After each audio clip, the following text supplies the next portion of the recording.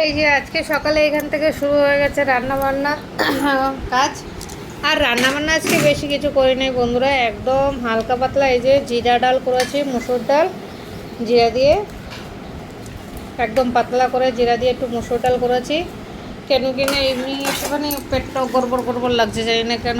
আর এখানে এই দেখো চুনো গুঁড়া মাছগুলো সেদিন যে এনেছিলাম, ওগুলোকে করকরা করে ভেজেছি। জিরা ডাল, ছোট গুঁড়া মাছ ভাজা, আর লাস্টে মানে আরেকটা, লাস্টে মনে হয়, হ্যাঁ লাস্টে আরেকটা কিছু করেছি। ব্যাস, এই ছেলে খেয়ে গেছে মাছ ভাজা আর ডাল। কিন্তু জানি না মাছগুলো একটুখানি না আজকে তিতেও লাগছিলো, জানি না কেন। আর এখানে ছেলের টিফিন তৈরি করে দিয়েছি।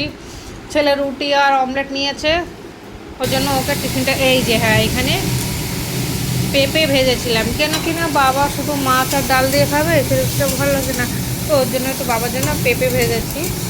একটু ঘরে পেঁপে ছিল, পেঁপে কেটে একটুখানি, এমনি তো মশলা ঝাল কিছুই এখন দেই না, খেতেও পারে না ঝাল। একটুখানি একটা লঙ্কা দিলেও বলে ঝাল, খেতে পারে না। যার জন্য একদম পেঁপে এরকম সাদা মানে কালো জিরা ফোড়ন দিয়ে ভেজে দিয়েছি। জানি না মুখে স্বাদ নেয় না কি, বুঝতে পারছি না। খাওয়াটা দিন দিন মানে একদম কমে যাচ্ছে। আর এইখানে এই যে বন্ধুরা, কালকে বৃষ্টিতে যা কি বলবো, এত নোংরা করে দিয়েছিল না, আমার মানে মাথা খারাপ হয়ে গেছে। এই যে ধুয়ে কাপড়গুলো শুকাতে দিয়েছি, এই দুটো কাপড় বারান্দায় পামোসের জন্য রাখা হয়েছিল, দুটোটাই ধুয়ে, আর এই যে এখানে বারান্দা পুছে একদম ক্লিন করে পরিষ্কার করে দিয়েছি। আর এখানে চান্দান করে এসে এই যে ঠাকুর পুজো দিয়ে দিয়েছি, পুজোটাও হয়ে গেছে। বিশাল নোংরা হয়, জানি না ঘর এত উপরও যে কেন নোংরা হয় বুঝতে পারি না, চারিদিকে এখানে এখানে। আর এই যে আজকে না বাবাকে একটু হাতে খেতে দিয়েছিলাম, কিন্তু দেখছি পারছে না হাতে খেতে, মনে হয় আর হাতে মানে খেতে পারবে না। নমস্কার বন্ধুরা, তোমরা সবাই কেমন আছো, ভালো আছো কি না? আর আমরা তো মোটামুটি ভালোই আছি, চলছে বাস। কিন্তু বাবার শরীরটা সেরকম মনে হচ্ছে না ভালো, মানে এখন চলছে, মানে যে পাত্র বান্ধব যাচ্ছে, যে আস্তে আস্তে দৌড়ে দৌড়ে যায়, ঠিক আছে, ও সেভাবে যেতে পারে, কিন্তু কত হলো হাতে মনে হয় আর খেতে পারবে না। কেন কি আজকে আমি সকালেও খেতে হাতেই দিয়েছিলাম, নিজে মেখে টেকে হাতে, মানে ভাবছিলাম যে যদি হাতে একটু খেতে পারে দেখছি যে না, ঠিকমতো খেতে পারছে না।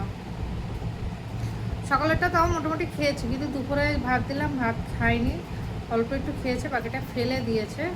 তো ও তো বুঝলাম যে বাবা হাতে খেতে পারবে না, আমি যদি নিজে খাইয়ে দেই তাহলে একটুখানি খেতে পারে, তাও খায়।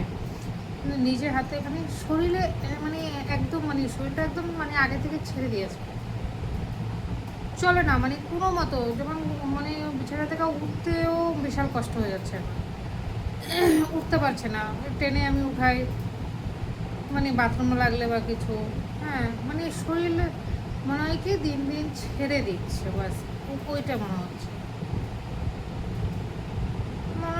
খাওয়াটা মনে হয় না আর হাতে খেতে পারবে, আমাকেই খাওয়াতে হবে।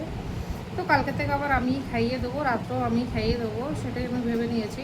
দেখলাম শুধু যে মানে খেতে পারে কি না, কেন কি একটু শরীরটা দেখছি যে না বাথরুম টাথরুম যাচ্ছে, একটু ইয়ে হচ্ছে, তো ওর জন্য ভাবলাম যে দেখি হাতে খেতে পারে কি না। নিজের হাতে খেয়ে যেরকম একটা পেট ভরা আর কেউ খাইয়ে দেওয়া তাহলে কতটা ফারাক থাকে না বন্ধুরা, সেই জন্য ভাবলাম। কিন্তু দেখলাম যে না, পারবে না, হাতে খেতে পারবে না। কেনকি হাতটা উঠাতেই বাবার মনে হয় খুব কষ্ট, মানে কষ্ট হয়, মানে বিরক্ত লাগে, তো মনে হয় না সেটা। তো কালকে থেকে আবার আমিই খাইয়ে দেবো, কালকে থেকে না রাত্রে থেকে আমিই খাইয়ে দেবো। আজকে একটু দেখলাম কিন্তু হবে না, সব কাজ হয়ে গেছে, খাওয়া দাওয়া সব কিছু হয়ে গেছে। আর বারান্দা তো কালকে কি বলবো বন্ধুরা, বৃষ্টি হাওয়া তুফানে কালকে বারান্দা এত নোংরা হয়েছিল। বারান্দায় সকালে আমি তো যেতে ইচ্ছে করছিল না, ঝাড়ু তো মারা দূরেরই কথা, জল নোংরা জল। বারান্দা পুরো পরিষ্কার করলাম চারের আগে, একদম ধুয়ে কাপড়গুলো ছিল দুটো বারান্দাতে, পা মোছার শরীর দুটোটা ধুয়ে গ্রিলে ছড়ালাম, পুরো বারান্দা পরিষ্কার করলাম। তারপরে ওইদিকে আবার রান্নাঘরে চিমিটা পরিষ্কার করতে হয়েছে, চিমিটা পরিষ্কার না করলে তেল টপকাতে থাকে, পেটের পেটের করে তেল টপকাতে থাকে, সেটা আরেকটা সমস্যা। তারপরে রাত্রেবেলা নামাবো, নামিয়ে রাখবো ভাবি হয় না, তো কালকে রাত্রে নামিয়ে রেখেছিলাম। তারপরে আজকে সকালে ওটা সাফাই করতে নাইতে করো আমরা 1 ঘন্টা টাইম লেগে যায়, 1 ঘন্টা টাইম লেগে যায়, কিন্তু আজকে সেটা শ্যুট করতে পারিনি। সকালে ওইটাই আমি সাফাই পরিষ্কার করছিলাম, কিছুদিন আগে করেছি, আবার এত নোংরা হয় না বিশ্বাস করার মতো না। তারপরে ওইটা পরিষ্কার করলাম, বারান্দা পরিষ্কার করলাম, তারপরে আবার রান্নাঘরের নিচেটা দেখি কিনা 2 দিন যায় না জালি হাঁটালে, জানি না কী হয়, আবার জালি হয়ে যায়, আবার নোংরা হয়ে যায়, আবার ওই জায়গাটা একটু পরিষ্কার করলাম। আবার জুতার র্যাক ওইখানে একজনের দরজার সামনে, সেইটা ভালো লাগছে না, তারপর সেইটা সরে আবার নিজের এইদিকে আনলাম। টুকটাক মানে সারাদিন কিছু না কিছু কাজ করতেই থাকি, বলে না বসে এই বিকালটুকু, এই যে এখন আসলাম, এই এখন আমার রেস্ট। তাও এখন ভিডিও এডিটিং করব, পোস্ট করব, তারপরে এই করতে করতে আমার হয়ে যাবে সন্ধে, মানে আধা ঘন্টার মতো হয়তো রেস্ট করে দাও, তারপরে সন্ধে হলে তারপরে সন্ধে করতে গেছে একটুখানি রেস্ট। তাও অনেক কাজ পড়ে রয়েছে, ভাবি করব তারপর আর শরীরে দেয় না, আবার হচ্ছে না, নিজেরও শরীরটা দেখি বেশিটা ভালো লাগছে না। কালকে এত যাই না কেন বারবার মানে বাথরুম গেলে মাস আসলো, সেই না কেন কী হয়েছে, খাওয়া তো সেরকম কিছু খাইনি, তাও পেটে গড়বড় হয়ে গেছে। আজকে এখন সাদা সিধা পেঁপে ভাজা আর ডাল ভাত খেলাম। দেখি ফ্রিজে কত তরকারি ছিল, ভাবছি খাবো, কিন্তু কিচ্ছু খেতে পারিনি, কোনো কিছু খাওয়া যায়